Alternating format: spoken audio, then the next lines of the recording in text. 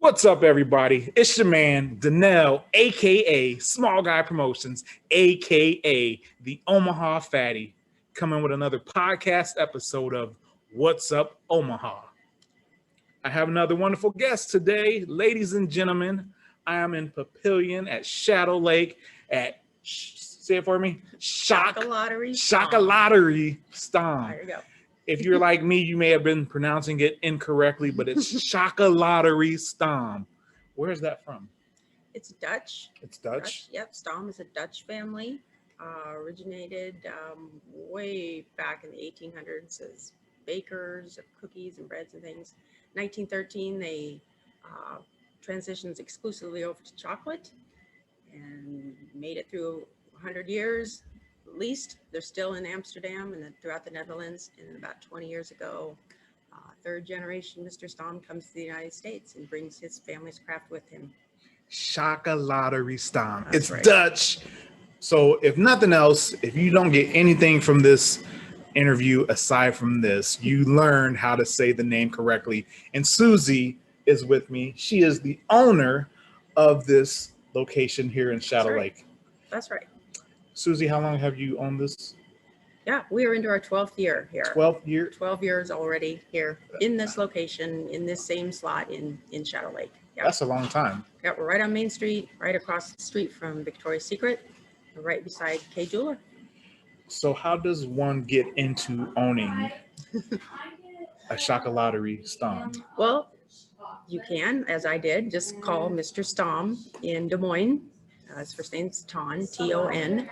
And I just asked him a little over 12 years ago, do you want to be in the Omaha area with your wonderful chocolate stores and do you franchise out? I didn't know if he did at that point, and he had just started to, in fact. So we're franchise, I think, number 3, in fact, for Mr. Stam. Okay. How many were there at that time after you had asked, and how many are there now? How has it grown? It's grown. It's grown slowly, to be honest. I think there were probably 4 at the time, and now there are a total of 10. They've come and gone over the years, so we're currently at 10. And it's tough for retail shops right now. This last year, I mean, it was tough before COVID and whatnot. So now it's been even tougher for retail stores. So that's not really too surprising that it's been a slow progression. And there being 10 retail stores right now, which funny, there's only 10, but I don't know if you remember this. A couple years back, my family and I, we were out in Minnesota. We went to a jiu-jitsu tournament out there in Rochester. Right. And we were at the mall. We were like, hey, let's go do something. What's there to do around here? Yeah. We went to the mall, and lo and behold, there was a Chocolaterie Stam. Yes, in Rochester. And, so we had to go in, right? And I did kind of feel like I was cheating a little bit. So I sent Suzi a message to the store or tagged her or something on Facebook. I don't remember. And I was like, hey, look where we're at. And it was funny because the owner, he knew you, or he knew of you at least. Sure, we certainly know each other. Yeah. Yeah. So, Travis. Yeah. Are they still up and running? Yeah. Yes. Nice. They did have shut down during COVID because they're attached to the Mayo Clinic there in that in that mall, and so they did have to shut down, but they're back up and running good. Cool. Yep. So do you guys have like annual meetings or like monthly or quarterly? How does that work? It tries to be maybe annually, depending on what's going on with everybody. But yeah, we all get together in Des Moines. Okay. With Mr. Stam and the other Mr. Stam, who does he's the 4th generation. He does all the chocolate work for us. And whoever else happens to be involved with the corporate at that time, and all of the store owners come together and we do, they call it a extended family store meeting. So they considered us all part of their family, even though we don't, share their last name. We are part of their franchise family. Nice. Well, and how long has the franchise, the original store, how long have they been open here in Des Moines? Yeah, the one in Des Moines is over 20 years old. Okay. And there's actually 3 in Des Moines. But the Which Stams have been in Des Moines over 20 years, and then the rest of us have followed since. All right. So are you one of the more tenured now? I am now. Yeah. At 12 years, yes. The Ames store, I think, is probably about 15 years old. Okay. And then Rochester is kind of in between us. Okay, cool. Yeah. And one thing that we were talking about before we went live was the huge push, with all the struggles. A lot of the talk is supporting local. Mhm. And I thought it was important to speak on it from a franchise perspective, because even though you're part of a bigger conglomerate, I said a big word there, uh, you still live in Nebraska. You are still local. Sure. So there's still, even though there's like more of a national aspect to it, there's still a local component as well. Very true. So, Yeah. and I know there's a lot of groups, like we were saying, that kind of, they really push local, which is great. And we love that. But sometimes they exclude the franchise owner. Sometimes. And that, Sometimes, you yeah. kind of get like a raw deal, because at the end of the day, you're still local and Right. you're part of a small business because it's your store. That's right. Yes, it is a franchise. Mr. Stam's name is on the front, but it is my store. My husband and I bought the franchise, and we're in Papillion. We put it in Papillion, even though we live in Bellevue. Our kids went to Papio South, and so the Papillion community has been fantastic. By the way, over 12 years, and especially this last year. They've come in, they've told me exactly why they're here. They want us to stay. We hear that all the time. And we totally appreciate all of that support. We've had a pretty good year, actually, this last year. It's been fantastic. Yeah, thanks to the community support. And that's great. And I know that you're not just, I mean, the store is here, but through the local partnerships, you are also in other places. Yeah. There's Diana's Papillion Tea Diana's Shop. Papillion Tea There's Shop. Hy-Vee. I'm in Hy-Vee, yes. Where else can Yeah. people find your chocolates? Let's see. Let's think about that. Over in Bellevue, and there's a little shop over there called Simply Unique Gifts. Yes. She's got my chocolate bars and other things over there. We've been in different salons and different flower shops over the years. It's kind of, I'm always open if anybody wants to have chocolate in their store. Yeah, I'm willing to talk. It's always great to meet with and work together. Yeah, that's what it's all about. That's how we all win, is if we Yes. work together. Sure. And so I guess we should also talk about this in case someone hasn't been into one of these before, since there's so few. What are your like most popular items that you have here? Well, the chocolate's the main thing. Number one, it's Belgian chocolate. It's done by Mr. Stam himself. The bonbons are the main event. A bonbon, everybody gets, oh, wow, I would never eat. Oh, I can't eat. Yeah, you have. It's just a filled chocolate is a bonbon. So we have a wide variety of those in boxes, and you can get a few in a sack. I also do coffee drinks here. We have our hot chocolates, best hot chocolate in the metro. I'll put that out there all the time. And then we do lattes, cappuccinos, iced drinks for sure right now. And then we have gelato here. We make it right here in the back, and we have a wide variety of flavors, probably over a couple hundred recipes that we make. And so we make it in the back, and it's here in the up in the case to serve every day of the year, even during a blizzard. We'll sell gelato. Yeah. Okay. and I wanted to ask that question because my follow-up to that is, being a part of a franchise, I would assume that there's certain things that you are must-haves. That's right. Yeah. But I do remember recently when we came in, my family, there was a gelato that you guys had come up with the concept for. So how much leeway do you get with that type of thing? Oh, quite a bit, especially with the gelato. With the chocolates, not so much. That's the Stam mainstay. I mean, Mr. Stam makes that. We won't sell Hershey in here. We sell Stam chocolate for sure, and Stam coffee. In fact, that's the only coffee we'll serve too is Stam blend coffee. Gelato, like the base things come from Mr. Stam, but then if you've got a seasonal flavor you want to do or something locally that people are all about at the moment, then we'll make up a new recipe and we take requests. Yeah. For sure. Okay, so if you've ever come here and you thought, hey, man, this would be so good if they had this, then Just just, ask us. Yeah, we may have made it already, or if not, we're always willing to have fun making up a new recipe. And Sure. what kind of rotation are you on with those? The case holds comfortably 10 flavors, and so we'll move those around constantly. Okay. When one empties out, another flavor comes into its place. So it's always random. And so is there just like a certain amount that you make of each flavor? It's usually, it's a little over a gallon each. Okay. Can holds a little over a gallon. And when some of them move pretty quickly. And we have non-dairy options. We have, of course, dairy options. We have some with gluten, some without. So just ask us. We're really on top of the allergens here. And that's, I mean, if you have ever listened to one of the food related podcasts that I have done, you may know that, we have a food allergy in our home. My wife is allergic to dairy. And the last time that we came here, we were able to get her something.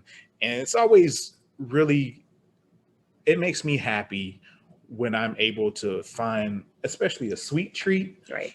that is non-dairy, because I mean, she loves ice cream, she loves pizza and whatever, but there's so many things that she has to cut back on because she can't have dairy. And stuff like this is just a great find. We have non-dairy options in the gelato case as well as on the chocolate counter. We can help her with the chocolates too.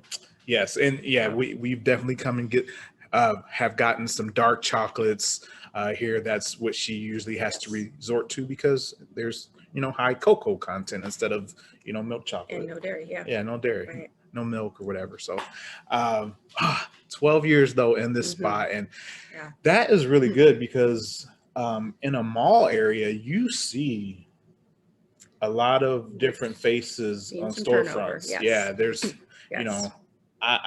I was in retail for a long bit years back and at Westroads, and we talked about that before. Yes. But there's always stuff coming and going. There is. Yeah, and there should be some new things coming into Shadow Lake too. Yes. I'm not sure what yet, but they'll be surprised. It'll be good. And there's more restaurants coming in too, which is great. Sure. We got Cobb's that recently opened up.